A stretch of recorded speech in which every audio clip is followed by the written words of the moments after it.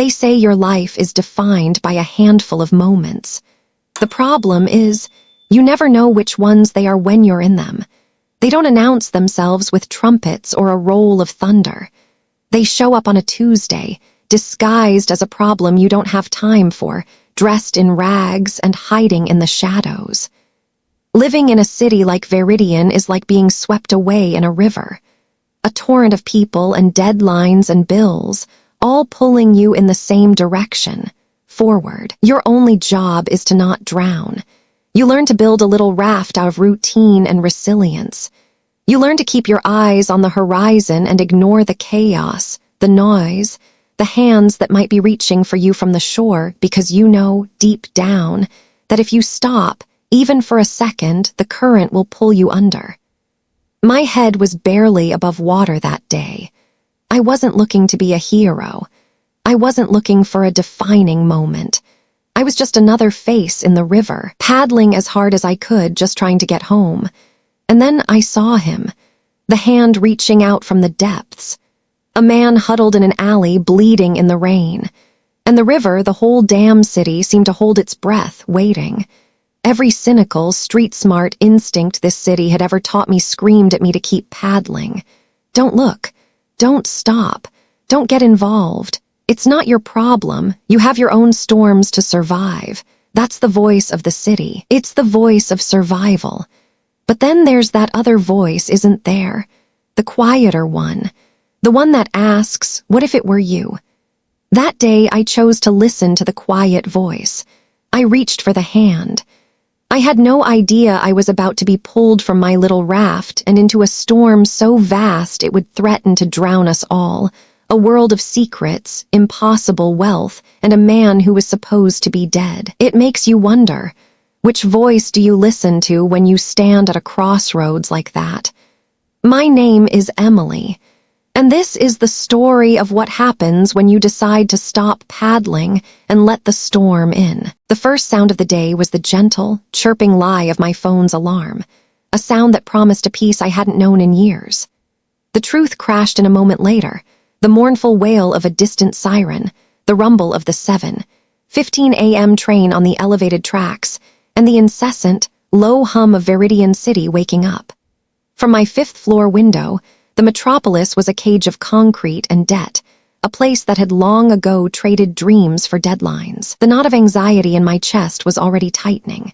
It was a constant companion, fueled by the numbers that scrolled endlessly in my head. The rent, 17 days late. Milo's prescription refill, $350 for a copay our insurance barely acknowledged. And the big one, the soul-crushing shadow of OmniCorp, a $7,500 invoice for a branding project I'd poured my soul into, now 72 days past due and met with a chilling, corporate silence. "You have raccoon eyes again, Emily," a small voice observed. I forced a smile as I walked into our tiny kitchen. Milo, my 10-year-old brother, sat at the table, his sketchbook open, his small legs dangling inches from the floor. His asthma had kept him small, but his imagination was boundless. This was our morning ritual. I'd check his breathing, and he'd critique my coffee. "It's the distinguished look of a creative genius," I said, ruffling his hair. He grinned. "A genius whose coffee tastes like bitter dirt." He waited until I was staring into my mug as if it held all the answers. "Did OmniCorp pay yet?" he asked, his voice carefully casual. The guilt was a sharp, familiar sting. "It's processing, bud," I lied. "Lots of paperwork." He knew I was lying, but he let it go. "Okay," he said quietly. "It's just, I saw the Wacom Pro 24 is on sale. It has 0 lag. You could work faster." My heart cracked. He wasn't thinking about a new video game. He was thinking about me, about my cramping hand and the frustrated sighs he heard late at night. The sheer, selfless goodness of him was a weight I felt I didn't deserve. After a morning spent sending emails into the void, desperation kicked in. I remembered Vanguard Press, a small publisher in the Iron District I'd done a single job for years ago. It was a long shot, a fool's errand, but it was the only one I had left. I grabbed my portfolio and headed out into the city's indifferent sprawl. The journey across Viridian was a lesson in contrasts, from the gleaming glass towers downtown to the rust-colored, graffiti-laced brick of the Iron District. The air grew heavy with the smell of rain and industry. The meeting was a bust. The editor was kind, but her budget was empty. The walk back to the train station was bleak, made worse when the sky ripped open in a sudden, torrential downpour. To escape the deluge, I cut through a narrow, dimly lit alley, a shortcut my better judgment screamed against. The walls were slick with grime, the ground littered with debris. Halfway through, I saw him, a figure huddled against a dumpster, barely sheltered from the rain. My first instinct, the one Viridian City drills into you, was to walk faster. Don't make eye contact. Don't get involved. But then I heard a low groan of pain, a sound that cut through the noise of the storm and my own self-pity. Against every rational thought, I stopped. He looked up.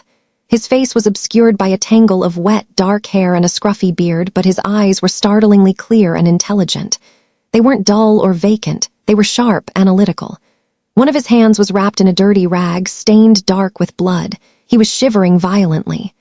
"Are you okay?" I asked, my voice barely a whisper.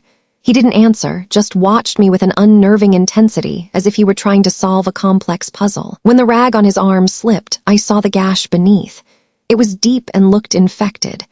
My brain screamed at me to leave, to run. This is how you become a statistic. But then I thought of Milo and how I'd want a stranger to help him. I looked into the man's eyes again and saw past the pain. I saw a profound weariness, a deep-seated loss that resonated with my own. My mother's voice echoed in my head from a long time ago. "Compassion is the one currency you can always afford to spend, Emily." "Come with me," I said, the words leaving my mouth before I could stop them. "You can't stay here." He hesitated, his sharp gaze searching my face for a motive, a trap. Finally, with a pained effort, he gave a single, slow nod and used the wall to pull himself to his feet. I offered him my arm, and the feel of his cold, trembling hand on my sleeve sent a strange jolt through me. As we shuffled out of the alley, I had the distinct and terrifying feeling that I hadn't just offered a stranger shelter. I had just opened the door of my life to a hurricane. The 5-flight climb to my apartment was an agonizing ascent. He leaned on me, a dead weight of fever and exhaustion, and with every step a tremor of pain racked his body. "Mrs." Gable from 4B peeked out as we shuffled past, her eyes narrowing with sour disapproval before her door clicked shut. I ignored her, focusing on the peeling paint on my own door, the key in my hand. My apartment was a tiny, cluttered fortress of solitude, and bringing him inside felt like lowering the drawbridge to an invading army of complications. As the lock turned, a wave of panic washed over me. What have I done? I settled him on the worn-out sofa, which groaned in protest. "Stay here," I murmured, retrieving my Spider-Man first aid kit from the bathroom. I knelt before him and began to clean the gash on his arm. Up close, beneath the grime, his features were sharp and well-defined. His hands, though calloused, were elegant with clean fingernails that seemed completely out of place. He watched my every move with an unnerving, analytical calm, not even flinching as I disinfected the angry-looking wound. His pain tolerance was unsettling. "What's your name?" I asked, breaking the tense silence. He hesitated, his gaze distant. "Kale," he finally said, his voice a low, raspy sound, as if he were unaccustomed to using it. The name felt clipped, incomplete, a placeholder for a story he had no intention of sharing. Just then, Milo emerged from his room, stopping short at the sight of the stranger on our sofa. I braced myself for fear, but Milo's curiosity won out. He walked right up to Kale. "Are you a pirate?" he asked, pointing at the new bandage. "Did you get that in a sword fight?" For the first time, a flicker of something other than pain crossed Kale's face, the ghost of a smile. "Something like that," he replied, his voice a little softer. Milo, emboldened, held up his sketchbook. "This is Captain Vex," he announced. I expected Kale to offer a polite, dismissive compliment. Instead, he studied the drawing with genuine interest. "You have a good understanding of perspective," Kale said seriously, "but your hero's center of gravity is off." He took the pencil Milo offered. "See, if he were to throw a punch from this stance, he'd lose his balance." With a few deft strokes, he adjusted the angle of the hero's back foot and rotated the hips. The change was subtle but transformative. Captain Vex suddenly looked powerful, grounded. Milo was in awe. I was stunned. This was not the observation of an ordinary drifter. Later, over a simple dinner of canned tomato soup, the silence felt heavy. I started talking just to fill it, venting my frustrations about the lag on my graphics tablet. "It's the input jitter," I grumbled. "I spend more time hitting undo than actually drawing." Kale didn't look up from his soup. "Have you tried recalibrating the pressure sensitivity matrix and clearing the driver cache?" he asked casually. I stared at him. "The what?" "The drivers," he clarified. "Sometimes they create phantom data points that cause input lag. You'd need to access the system files to do a hard reset." He explained the process in clear, concise technical detail that went completely over my head. My mind was racing. Who was this man? A homeless person who happened to be a tech support genius. The puzzle of him grew more complex with every interaction. He was a ghost at my table, a man with no past, yet he saw the flaws in my life with a clarity I had long since lost. That night, as I lay in bed listening to the quiet, even rhythm of his breathing in the next room, I knew, with a certainty that chilled me to the bone, that my life had just taken a sharp, irrevocable turn into the unknown. I woke early the next morning, half expecting to find the sofa empty, the blanket folded, the ghost gone. But he was there, already awake, staring out the window at the city below with an unreadable expression. The fragile sense of normalcy I was trying to cling to shattered when my cheap coffee maker finally gave up the ghost, sputtering and dying with a pathetic hiss and the smell of burnt plastic. It was a small thing, but it felt like the last straw. "Let me see it," Kalen said from the sofa. Before I could protest, he was in the kitchen. I watched, bemused, as he diagnosed the machine with the precision of an engineer, pointing out a corroded wire and a blocked valve. Using a screwdriver from my junk drawer and a reshaped paperclip, he rerouted a connection. Within 10 minutes, the machine was gurgling back to life. I stood there, speechless, holding a now-working coffee pot. The man who was shivering in an alley yesterday was re-engineering my kitchen appliances before breakfast. The caffeine helped, but it didn't solve my problems. I spent the morning on a soul-crushing phone call with a junior marketing associate from OmniCorp, who condescendingly explained their invoice processing cycles. Frustrated, I vented out loud, pacing the living room. They're a billion-dollar company. They're probably using some automated accounting system designed to delay payments to freelancers for as long as possible. From the sofa, where he was reading one of Milo's old textbooks, Kalen spoke without looking up. "It's called the Chronos system. It was developed by a competitor, Sterling Tech. It uses an algorithm to flag non-essential vendor payments and push them to the end of the net 90 payment cycle." I stopped pacing. "How do you know that?" He finally looked at me, a flicker of caution in his eyes. "I read an article about it once," he said, his tone flat before turning back to the book and shutting down the conversation. The lie was so obvious it was almost insulting. Nobody remembers details like that from a single article. The cracks in his facade were becoming gaping holes. That afternoon, Milo was home from school, feeling too unwell to go outside. He challenged Kalen to a game of chess. I expected Kalen to let him win, but he didn't. He played with a quiet, focused intensity, but he also taught. "You're treating the board like a battlefield," he told Milo gently after a reckless move. "But it's a conversation. Every piece you move is a question. Every piece I move is an answer. You have to listen." He explained complex strategies in simple terms, mentoring my brother with a patience and kindness that was deeply moving. But the strategic mind I was witnessing was terrifyingly sharp, the mind of a CEO, not a drifter. That night, I decided to wash Kalen's filthy clothes. When I reached for his tattered coat, he stiffened. "There's nothing in the pockets," he said, a little too quickly. His hesitation was a blaring red flag. In the laundry room, my curiosity got the better of me. I felt something small and hard in the lining, sewn into the seam. With trembling fingers, I picked at the threads and pulled it out. It wasn't a coin or a button. It was a small metallic object, no bigger than my thumbnail, made of a strange, matte black metal with no visible connectors. Faint, intricate circuits were etched into its surface. It was a piece of technology unlike anything I had ever seen before. I held the chip in the palm of my hand. It felt heavy, not just with its physical weight, but with the weight of the secrets it held. The facade had completely shattered. This man wasn't just hiding his past, He was carrying it with him, sewn into the fabric of his disguise, and I was now holding a piece of it. The mystery of the man on my sofa had just become my problem, and I had a terrible feeling it was a dangerous one. Sleep was impossible. I lay awake all night, the tiny, cold weight of the chip in my jewelry box a silent accusation in the dark. My mind raced. It was clearly a data storage device, but it was custom-made, high-tech, and secret. The man sleeping on my sofa was not just a victim of misfortune, he was a fugitive. The fear for Milo was a sharp, physical ache in my chest, but beneath it, a stubborn curiosity burned. I couldn't throw him out. I had to know who he was. The next morning, I made a decision. I called my old college friend, Javi Ramirez. Javi was a programming prodigy who ran a small, slightly less than legal data recovery shop he called Digital Lazarus. If anyone could identify the chip, it was him. "Javi, it's Emily," I said, keeping my voice low. "I found something weird." I described the chip. I could practically hear his nerdy excitement through the phone.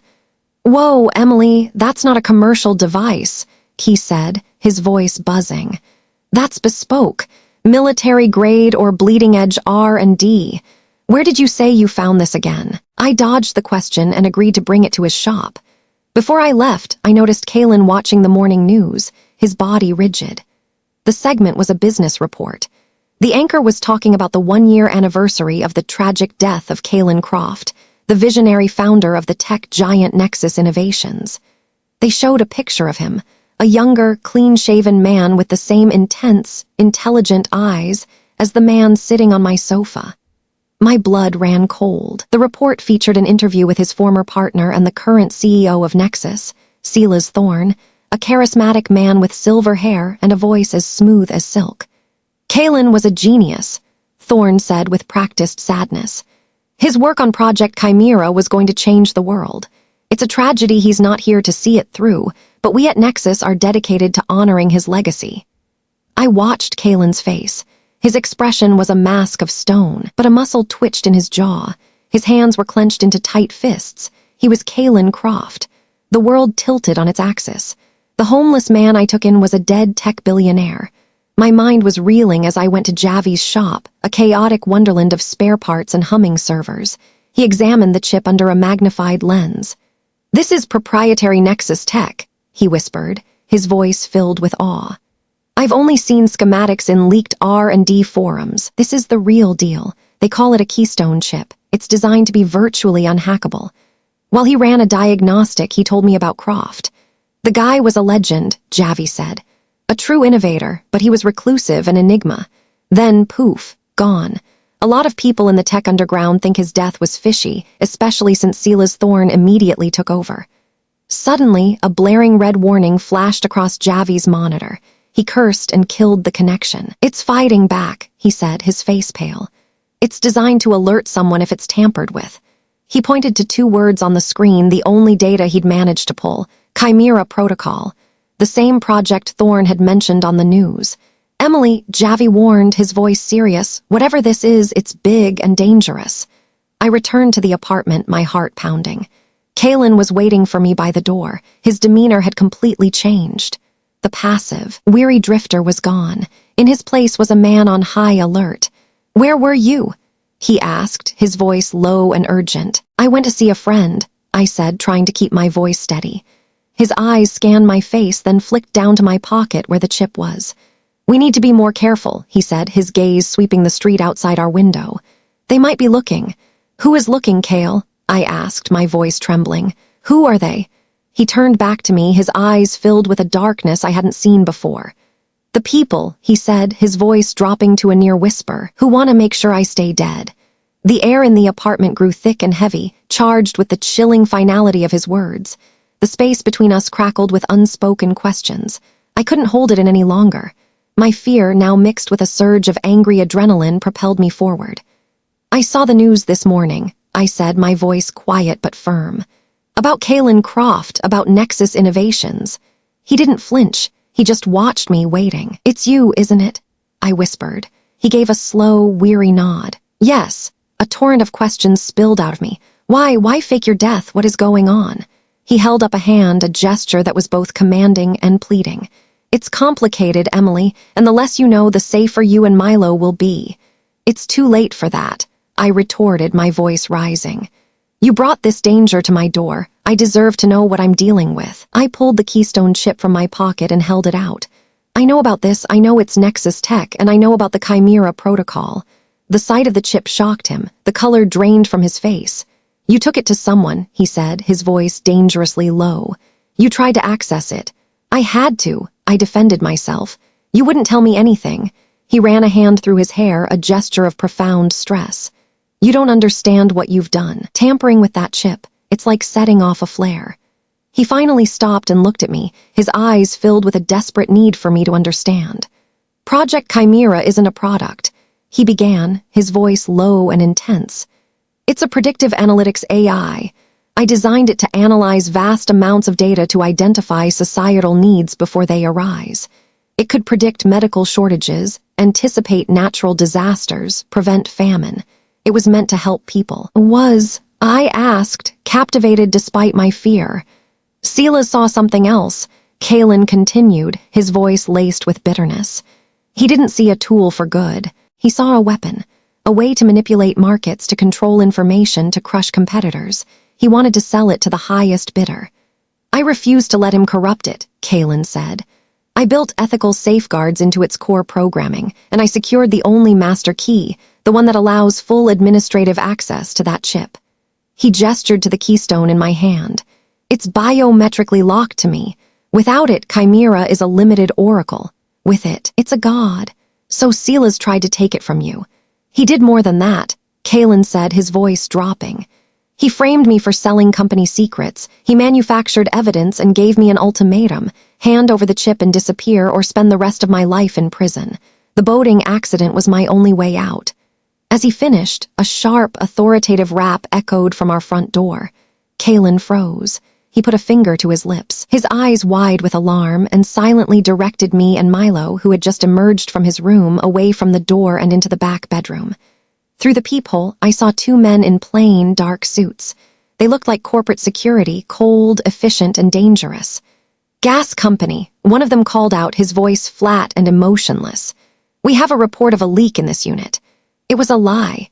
Kalen shook his head, his message clear. Don't open it. We stayed silent, huddled in the bedroom, hardly daring to breathe. Milo clutched my hand, his eyes wide with fear. I could hear the men talking in low voices, then the sickeningly soft sound of one of them trying the doorknob. After what felt like an eternity, we heard their footsteps receding down the hall. The silence they left behind was more terrifying than the knocking.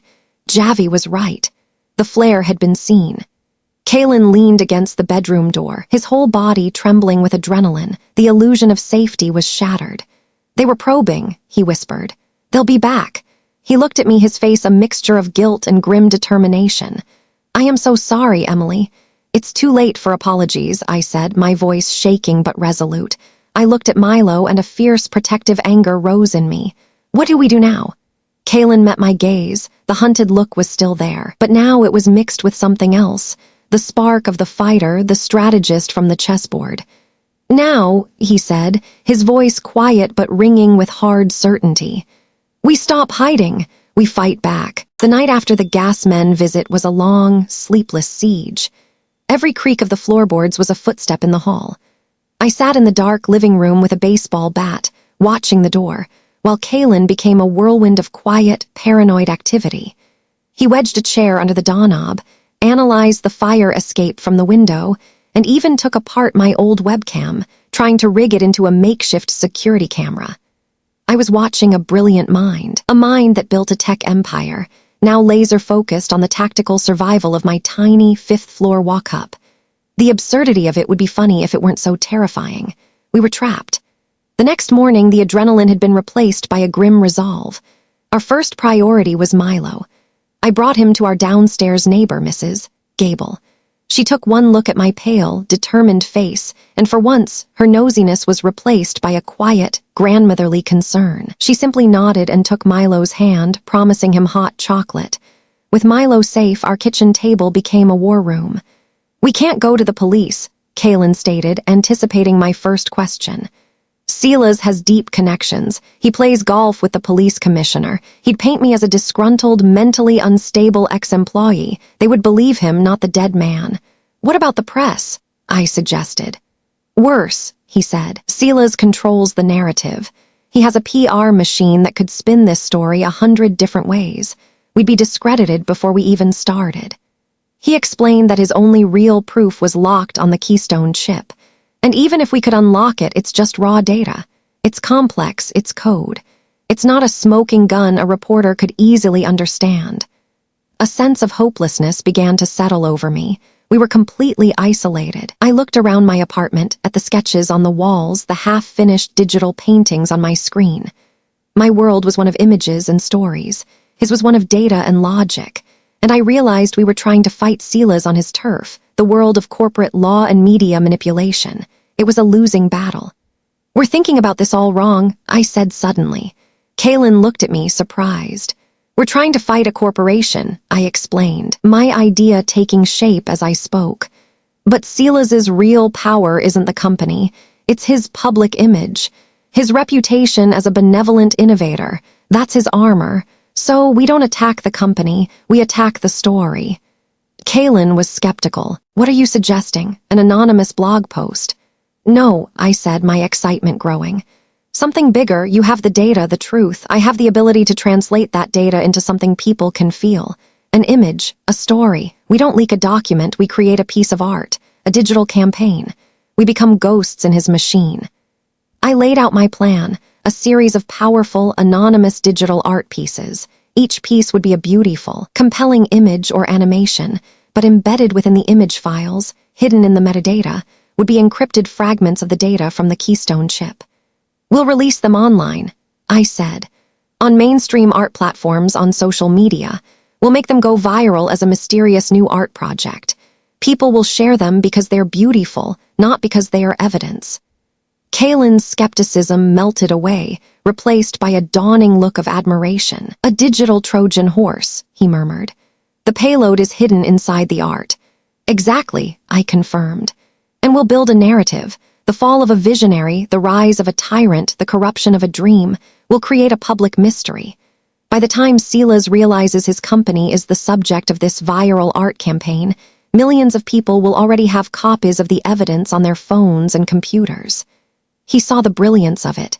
It was asymmetrical warfare. We couldn't beat his army, so we would infect his kingdom with an idea. Our first target would be the upcoming Viridian City Tech Summit, a massive event where Silas Thorne was the keynote speaker. It was the perfect stage. Kaylin began working on a way to safely extract a snippet of Chimera's original, altruistic source code.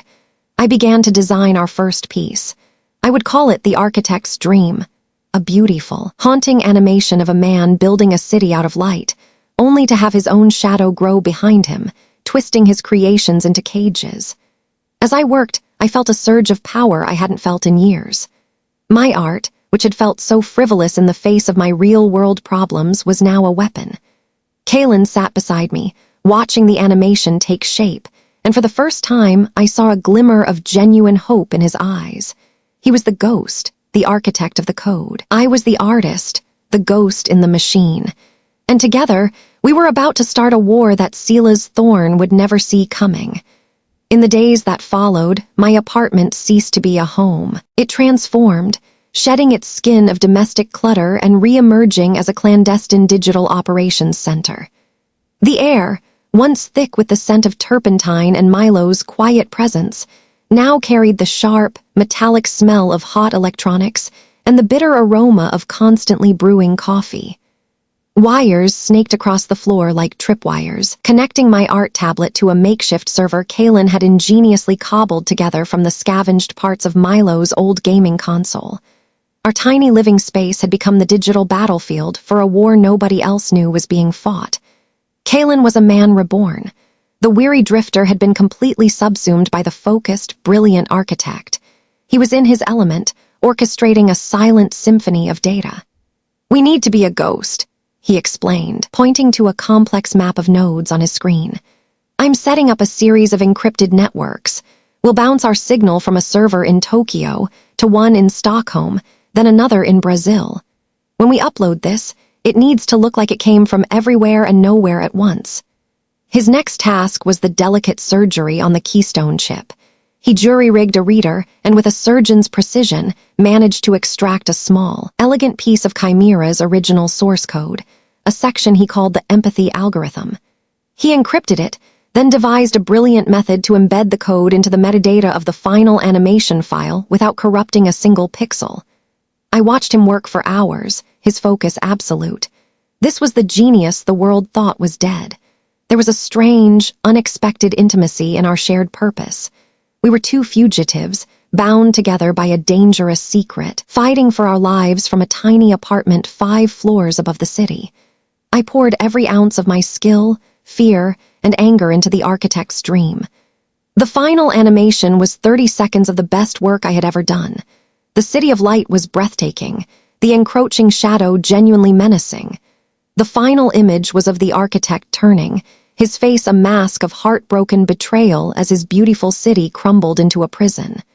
Together, we created a series of anonymous social media accounts under the moniker Etha. With my heart pounding, I drafted the simple, cryptic caption, "Every dream casts a shadow. #Etha #Viridian Art #Chimera."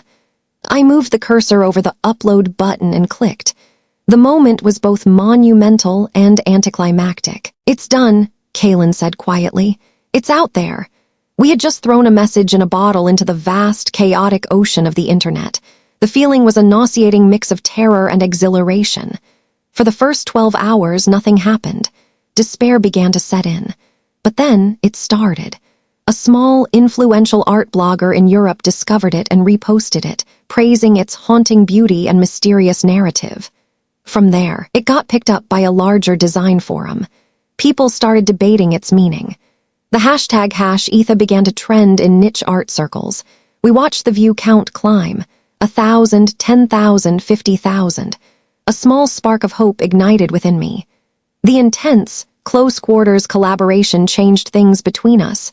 We learned each other's rhythms. One night, exhausted, I fell asleep at my desk. I woke up a few hours later to find a blanket draped over my shoulders and a fresh cup of coffee waiting for me. Kaylin was on the sofa, watching over me. "You should rest," he said, his voice soft. "So should you," I replied. A comfortable silence settled between us. In these quiet moments, I saw past the fugitive CEO and the homeless drifter. I saw the man underneath, brilliant, wounded, and surprisingly gentle. I realized my feelings for him were becoming complicated, a complication I could not afford. A week after the launch, we got our first sign that our message had hit its target. Javi called me, his voice a panicked whisper. "Emily, what did you do?" he asked. "Nexus Innovations just put out a massive, company-wide security alert.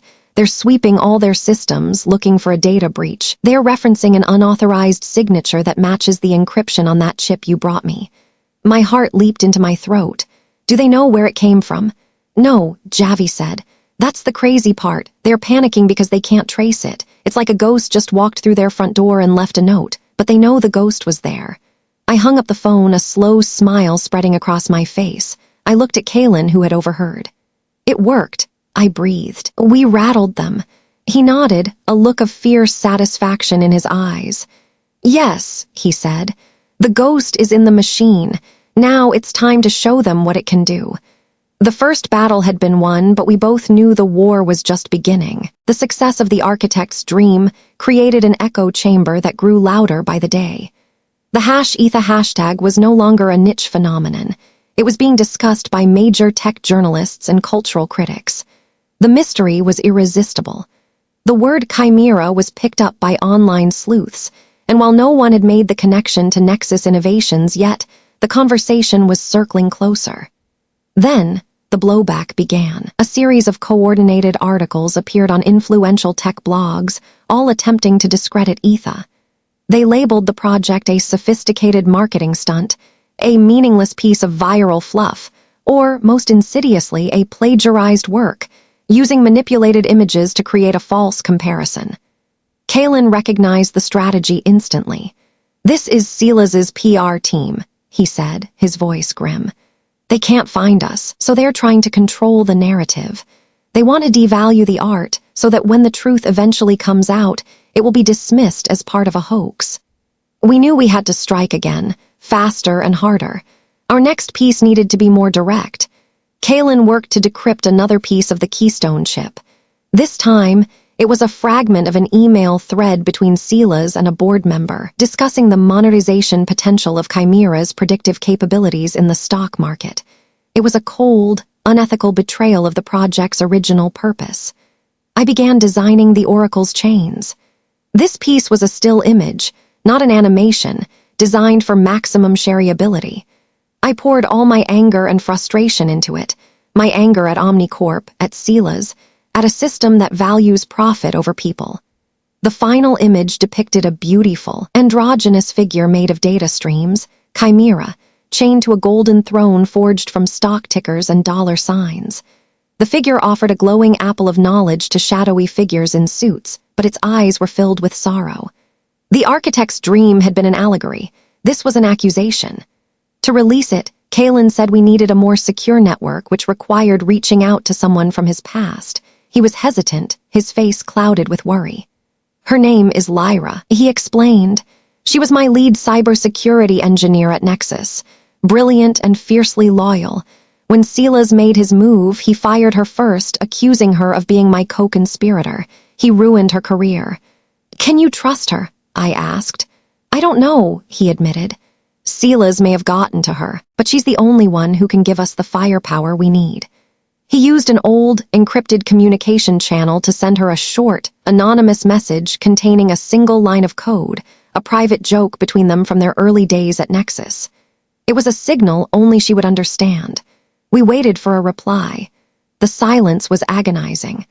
I watched the toll this was taking on Kaylin.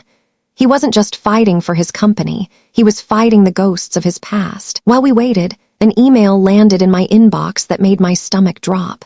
It was from Vanguard Press. The editor had found the budget and was offering me a major project, a series of book covers for a new fantasy epic. It was the dream job I hadn't let myself hope for in years. But then I read the contract. It contained a strict morals clause stating that I could not be involved in any public controversy. It was a cruel twist of fate, the opportunity of a lifetime, handed to me at the exact moment I was engaged in a high-stakes, anonymous cyber war. If Etha was ever traced back to me, I would be professionally ruined. I had to choose, my future or his. Just as I was about to spiral into a panic attack, a notification pinged on Kaylin's laptop. It was a reply, not words, just a secure, untraceable server address. Lyra was in.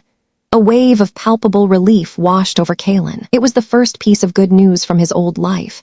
With Lyra's help, we had a secure platform. We prepared to upload the Oracle's chains. The caption this time was more direct. What is the price of a soul? #Etha #Chimera #Nexus. We explicitly used the word Nexus. The shot was about to be fired. I looked at the unsigned contract from Vanguard Press on my desk. With a steady hand, I dragged the email to the trash. There was no turning back now. I had made my choice. Kaylin hit upload. The image exploded online. The inclusion of the name Nexus connected the dots for everyone. The internet erupted. The mystery of Etha was no longer just an art project. It was a direct, public accusation against one of the most powerful tech companies in the world. The echo chamber we created was now screaming Silas Thorne's name. The firestorm we ignited was immediate and all-consuming. The internet, a place of infinite distractions, found its singular focus. The Oracle's chains was everywhere. Tech journalists, financial reporters, and online activists were dissecting the image. The #Nexus was trending globally. Nexus Innovations was forced to issue a public statement. It was a masterpiece of corporate doublespeak, dismissing the Etha image as a malicious and unfounded attack by a competitor, and a blatant attempt at market manipulation. They announced they were launching a full investigation and would prosecute the responsible parties to the fullest extent of the law. It's a declaration of war, I murmured. Look closer, Kaylin said, his voice grim. It's a confession. He pointed to a line about unauthorized access to legacy-level R&D assets. They're admitting the data is real. We had drawn blood. Silas, realizing he couldn't win the digital fight, changed tactics. He decided to find the artist. The first blow landed 3 days later. A sharp knock on the door revealed a man in a cheap suit. He was a process server. He handed me a thick, formal envelope. It was a lawsuit from Omnicorp, not only refusing to pay my invoice but suing me for breach of contract, demanding I pay them $50,000 in damages. Kalen took the letter from my trembling hands. "This isn't Omnicorp," he said, his voice a low growl. "This is Sila's. He's on their parent company's board. He's using them to squeeze you, to force you into a legal battle where you'll have to reveal your identity. He's trying to flush you out of hiding." The walls of my apartment suddenly felt like they were closing in. The lawsuit was just the beginning. The next day, our landlady, Mrs. Perez, showed up at our door, her face pale. She explained that there had been anonymous complaints about an unregistered tenant and a health code violation. She tearfully handed us an eviction notice. We had 72 hours to leave. The final blow came that afternoon. The pharmacy called. A cold, bureaucratic voice informed me that there was an issue with our insurance provider, and a hold had been placed on our account. They couldn't refill Milo's life-saving prescription. It was a coordinated, systematic attack. Silas was dismantling my life. He was cutting off my income, my home, and my brother's medicine. The feeling of helplessness was suffocating. I was a mouse, and a tiger was toying with me before it struck. "We have to go," Kalen said that evening, his voice leaving no room for argument. "Staying here is a death sentence." We packed what little we could carry into 2 backpacks: my laptop, the Keystone chip, Milo's medication, and a few clothes. We had to leave everything else behind. That night, under the cover of darkness, we slipped out of the building using the fire escape. As I looked back at the dark window of our apartment, the only home Milo and I had ever known, my heart broke. We were homeless, fugitives with a powerful enemy hunting us. The guilt was a physical weight. Kalen led us into the city's labyrinthine subway system. He contacted Lyra through a secure channel. "We're compromised," he typed. "Need a safe house off the grid." Lyra responded with an address back in the Iron District. It was a derelict warehouse long abandoned. We arrived to find it cold, dark, and smelling of dust and decay. But it was a sanctuary.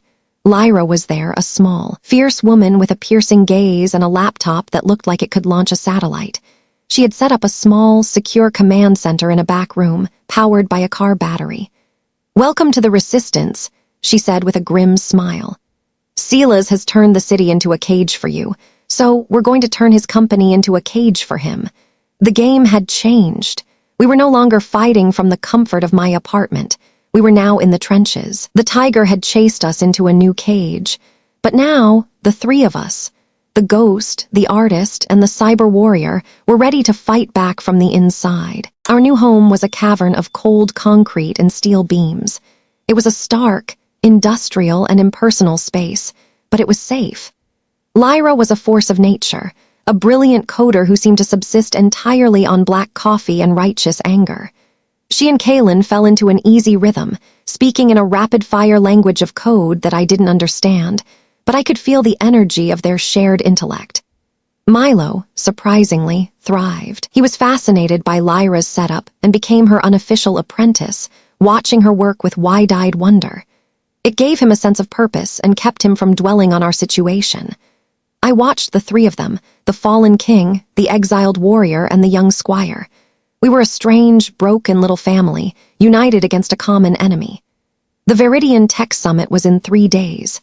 Silas Thorne was the closing keynote speaker. It was our final, biggest stage. Kalen knew that to deliver the killing blow, we needed the most damning evidence from the Keystone chip.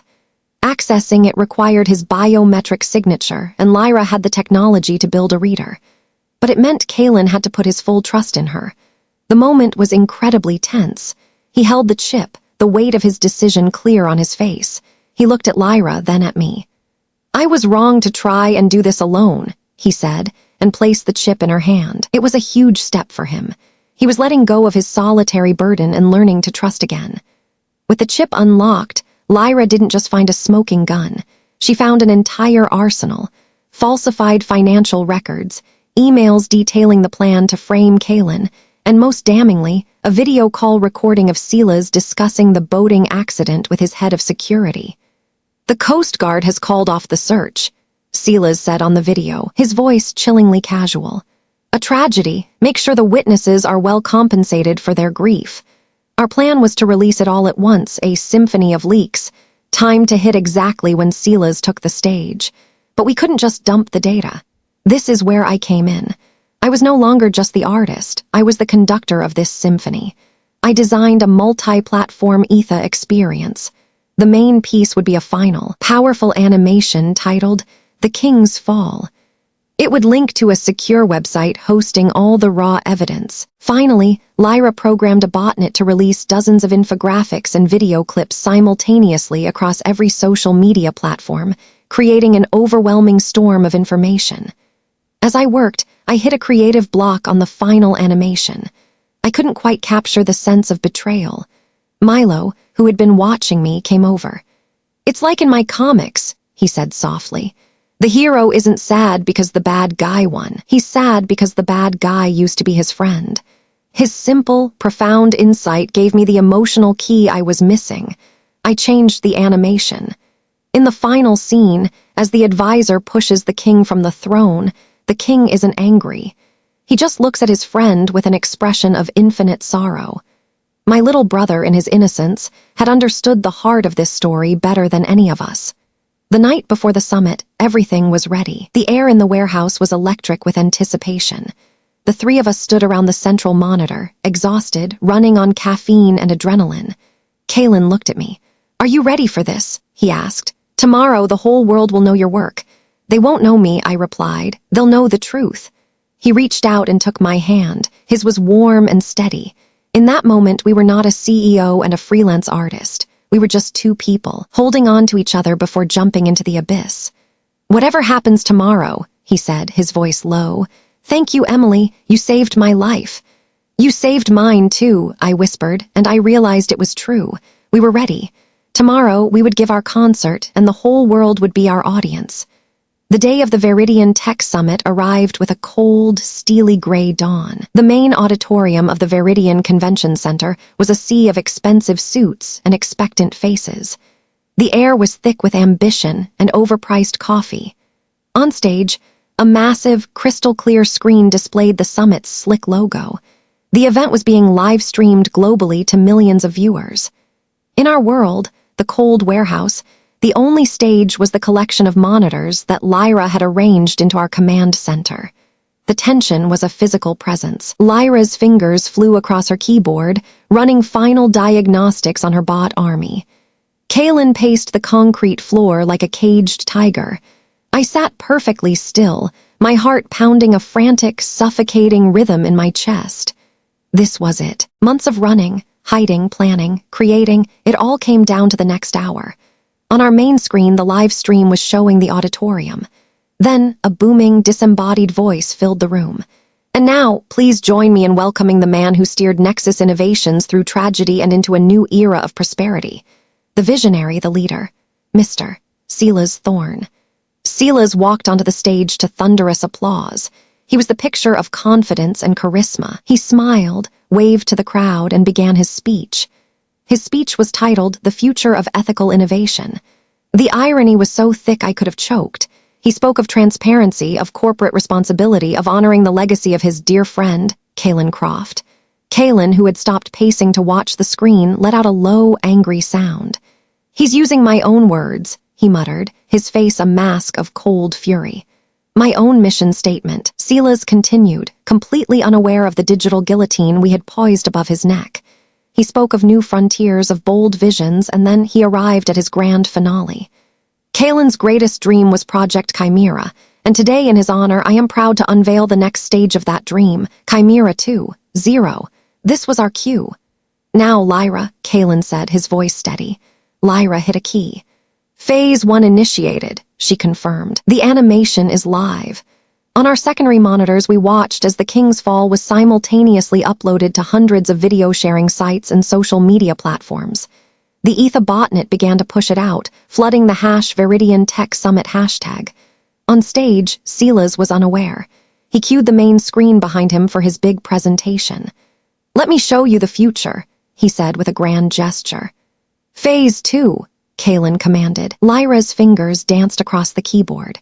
"I'm in," she said, a triumphant grin on her face. "I've got control of the auditorium's AV system." She had found a backdoor that Kalen himself had built into the system years ago for emergency diagnostics. On the live stream, we saw it happen.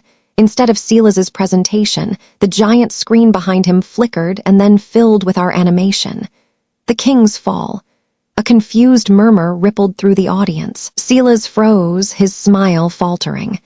He turned to look at the screen, and his face went white with shock and rage. He barked at the tech crew offstage, but it was too late.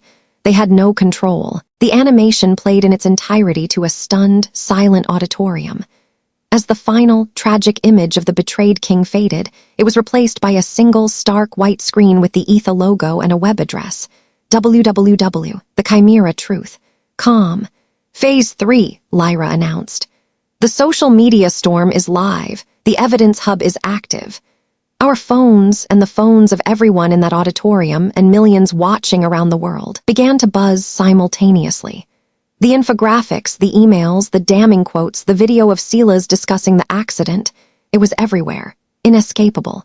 On the live stream, we saw people in the audience looking at their phones, their faces shifting from confusion to shock to outrage. They were looking at the evidence, then back at the man on stage who was now stammering, his corporate mask completely shattered. The live stream director, in a panic, cut the feed, but the damage was done. The story was out. This was no longer an allegation, it was a public trial, and the verdict was instantaneous. Kalen stared at the screen, but he wasn't looking at Silas.